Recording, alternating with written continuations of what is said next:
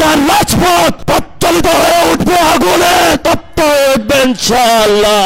এটাই আবু সাঈদের বাংলাদেশ, এটাই হলো শহীদ মুগ্ধের বাংলাদেশ, এটাই হলো শহীদ ওয়াসিমের বাংলাদেশ।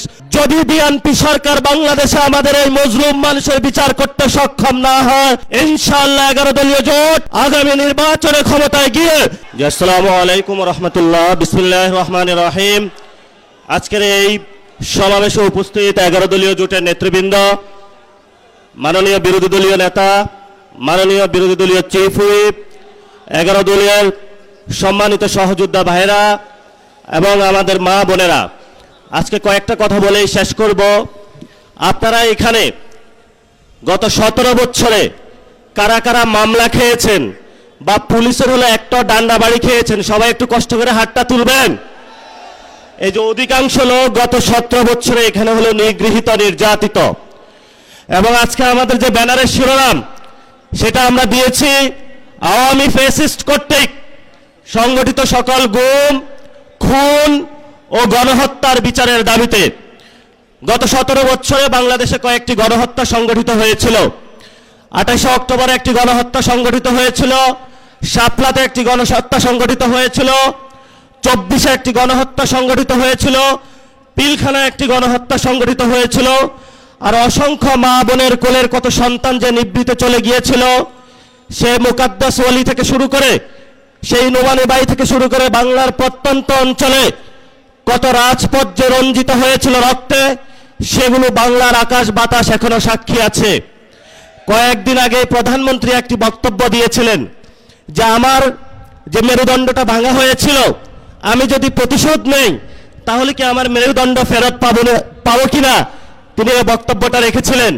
আমি সবিনিময়ে মাননীয় প্রধানমন্ত্রীর কাছে জানাতে চাই, এই যে এখানে এতগুলো মানুষ উপস্থিত হয়েছে, যাদেরকে অন্ধকার প্রকোষ্ঠে রাখা হয়েছিল, যাদের বাপকে হলো থানায়, জেলায়, পুরো বাংলাদেশের বিভিন্ন কারাগারে ঘুরানো হয়েছিল, এই মানুষগুলো প্রতিশোধ চায় না, কিন্তু আমরা বিচারে বিশ্বাসী, আমরা বাংলাদেশে বিচার চাই।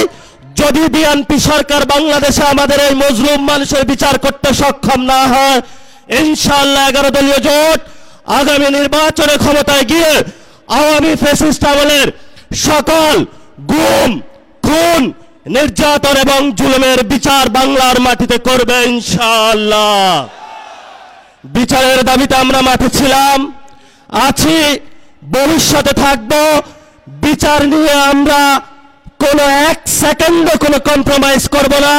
যদি সরকার মনে করে আওয়ামী লীগে ভোট ব্যাংকে যেভাবে একটা সমঝোতা হয়েছে, বিচারের ক্ষেত্রেও সমঝোতা করতে হবে, আমরা বলবো আল্লাহর রাস্তে মাপ চাই। বিএনপির ভাইয়েরা, আপনারা নির্যাতিত হয়েছেন, বাংলাদেশের সকল মানুষ নির্যাতিত হয়েছে।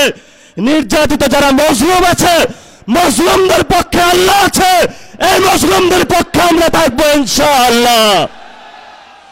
লাস্ট যে কথাটা, এই যে ইলেকশন হয়েছে, আমির জামাত বলেছেন যদি সেই ইলেকশনের রেজাল্টটা মেনে নেওয়া হতো তাহলে বাংলাদেশে একটা গৃহযুদ্ধ হতো। আমরা বাংলাদেশে একটা গৃহযুদ্ধ চাইনি বলেই এই পর্যন্ত আমরা শান্তি এবং শৃঙ্খলার সাথে রয়েছি। নির্বাচন কমিশনে যে কমিশনারগণ নিয়োগ হয়েছিলেন, সেই প্রস্তাবনা আমাদের কাছে এসেছিল, বলেছিল ভাগ বটরা করে অমুক অমুক ব্যক্তিকে বসাতে হবে। সেই সময় আল্লাহর সহায় থাকার কারণে এই সব গোপন সংলাপ আলোচনায় আমরা রাজি হই নাই। বিএনপির অনেক কমিশনার বসানো হয়েছে, বিভিন্ন বিভ্রান্ত আর্মি পার্সনকে সেখানে বসানো হয়েছে, তারা নির্বাচনে হলে ইঞ্জিনিয়ারিং করেছে। আমরা আপনাদেরকে হুঁশিয়ার করে দিতে চাই, এই অনেক কমিশনারদের এক পা অলরেডি কবরে চলে গেছে। এই অবস্থায় আপনারা যদি বাংলাদেশের মানুষের সাথে গাদ্দারি করেন, প্রতারণা করেন, লোকাল গভর্নমেন্টে যদি আমার বাংলাদেশে কোনো ইঞ্জিনিয়ারিং ব্যবস্থা করা হয়, বাংলার রাজপথ প্রজ্বলিত হয়ে উঠবে, আগুনে তপ্ত হয়ে উঠবে ইনশাআল্লাহ। আপনারা লোকাল গভর্নমেন্টে সবাই প্রস্তুত থাকবেন ইনশাআল্লাহ। মাঠে হয়তো আমাদের রক্ত থাকবে, নয়তো বাংলাদেশের আজাদী থাকবে ইনশাআল্লাহ। আমরা ইনশাআল্লাহ 11 দলীয় জোটের যারা নেতৃবৃন্দ এখানে আছেন, তাদের নেতৃত্বে বাংলাদেশের মানুষের পক্ষ হয়ে একটি সুষ্ঠু গণতান্ত্রিক প্রক্রিয়ার মধ্য দিয়ে এগিয়ে যাব। এটাই বাংলাদেশ, এটাই আবু সাঈদের বাংলাদেশ, এটাই হলো শহীদ মুগ্ধের বাংলাদেশ, এটাই হলো শহীদ ওয়াসিমের বাংলাদেশ। সবাইকে আসসালাম। রাজপথে থাকবেন, রাজপথ ছাড়বেন না।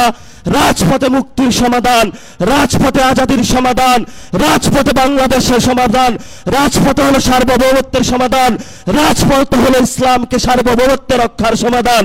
এই সমাধান আমাদেরকে ইমানি দায়িত্ব, দেশপ্রেমের দায়িত্ব, এই দায়িত্ব আমাদেরকে আদায় করে ইনশাআল্লাহ আমরা ঘরে ফিরবো। আসসালামু আলাইকুম।